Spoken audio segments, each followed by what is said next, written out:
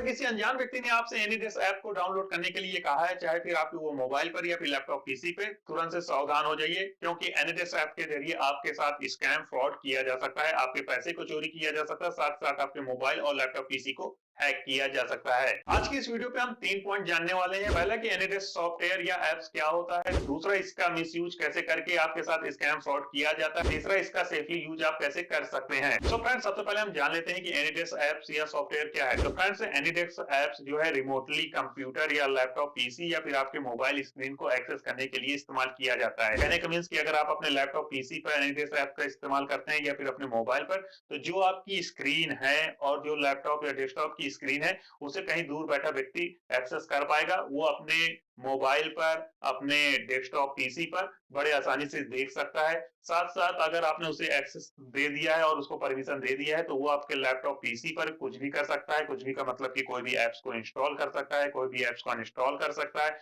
Virus डाल सकता है, कोई भी फाइल को डाउनलोड कर सकता है, कोई भी फाइल को अपने पास चोरी करके रख भी सकता है। सेम ऐसे ही आपके मोबाइल का कंट्रोल अगर उसके पास एक बार चला गया, तो वो आपके मोबाइल से भी कुछ भी कर सकता है। यहाँ तक कि आपके गूगल पे और फ़ोन पे ऐप को ओपन करके अपने अकाउंट में पैसे को भी ट्रांसफर कर सकता है। इसका इस्तेमाल मोस्टली बड़े-बड़े कॉर्पोरेट ऑफिस में किया जाता है या पर्सनल टू पर्सनल इस्तेमाल करते हैं। जब कभी मान लीजिए हमारे कंप्यूटर में कोई ऐसी प्रॉब्लम है जिसे हम नहीं सॉल्व कर पाते हैं, तो हम दूसरे व्यक्ति को या टेक्निकल सपोर्ट टीम को अपना स्क्रीन शेयर कर देते हैं, जिससे वो इस प्रॉब्लम को सॉल्व कर देती है। उसके बाद हमारी वो प्रॉब्लम सॉल्व हो जाती है और हमको लैपटॉप पीसी लेकर जाने की जरूरत नहीं होती। सेम ऐसे ही मोबाइल पे। नेक्स्ट पॉइंट फ्रेंड्स की जैसे कि मैंने आपको बताया कि आप अपने लैपटॉप पीसी मोबाइल का स्क्रीन किसी दूसरे व्यक्ति को शेयर कर सकते हैं। वो व्यक्ति उसे एक्सेस करके कुछ भी आपके मोबाइल लैपटॉप पीसी पे कर सकता है या आपकी प्रॉब्लम को सॉल्व कर सकता है। लेकिन आपको जैसा कि मालूम है कि हर चीज का एक एडवांटेज होता है, तो वैसा ही एक डिसएडवांटेज भी होता है। तो यहाँ पर कुछ लोगों ने इसका डिसएडवांटेज का इस्तेमाल करना शुरू कर दिया। अब करते क्या है फ्रेंड्स कि आप मान लीजिए किसी कस्टमर केयर को कॉल किया, बैंक सपोर्ट के लिए कॉल किया,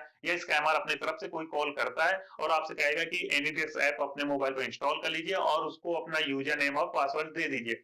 इसके बाद वो आपके फोन का पूरा कंट्रोल अपने पास ले लेता है। अब यहाँ पर वो आपके मोबाइल पर चुपके से कोई हिडन ऐप्स इंस्टॉल कर देगा, जिससे आप अगर एनीडेस्क ऐप को कभी अनइंस्टॉल कर दें, तभी वो आपके फोन को हैक कर पाए, अपने फोन आपके फोन का कंट्रोल अपने पास रख ले। दूसरा, आपकी हेल्प करने के नाम पर आपसे गूगल पे, फोन पे, पेटीएम का पासवर्ड वो बड़े आसानी से वहां से बैठे-बैठे देख लेगा। उसके बाद आपके ही फोन पे, पेटीएम से वो अपने अकाउंट पर पैसे को ट्रांसफर कर लेता है। इसलिए अगर कोई अनजान व्यक्ति इस तरह के कोई भी ऐप्स को इंस्टॉल करने के लिए आपको अपने मोबाइल या डेस्कटॉप पीसी में कह रहा है, तो कभी भी ना इंस्टॉल करिए, ना ही उसके साथ किसी भी तरह का यूजर नेम और पासवर्ड और अपने मोबाइल की स्क्रीन शेयर करिए। नेक्स्ट पॉइंट फ्रेंड्स कि अगर आपने मान लीजिए कि उस ऐप्स को इंस्टॉल कर लिया एनीडेस्क को और अब आप चाह रहे हैं कि गलती तो हो गई है, लेकिन अब इसमें बचाव कैसे किया जा सकता है? तो फ्रेंड्स सबसे पहले यही बात को ध्यान रखिएगा कि अगर आपको लग रहा है कि जिससे हम सपोर्ट मांग रहे हैं वो उसका मिसयूज कर रहा है, गलत ऐप्स को इंस्टॉल कर रहा है या कोई गलत फाइल को एक्सेस करने की कोशिश कर रहा है, तो तुरंत से आप अपने इंटरनेट कनेक्शन को ऑफ कर दीजिएगा। जैसे ही आप अपने इंटरनेट कनेक्शन को ऑफ कर देते हैं, उसका कनेक्शन तुरंत से बंद हो जाएगा। दूसरा, आप एनीडेस्क ऐप को अनइंस्टॉल भी कर सकते हैं, जिससे आप पूरी तरह से सेफ रहेंगे। तीसरा पॉइंट, किसी भी अनजान व्यक्ति को आप अपना यूजर नेम और पासवर्ड ना बताइए, और अगर वो जिस काम के लिए आपसे सपोर्ट मांगा है, अगर उस काम के अलावा और कोई ऐप्स को ओपन कर रहा है, तुरंत से आप अपने फोन को स्विच ऑफ कर दीजिए, लैपटॉप पीसी को बंद कर दीजिए, इंटरनेट को बंद कर दीजिए,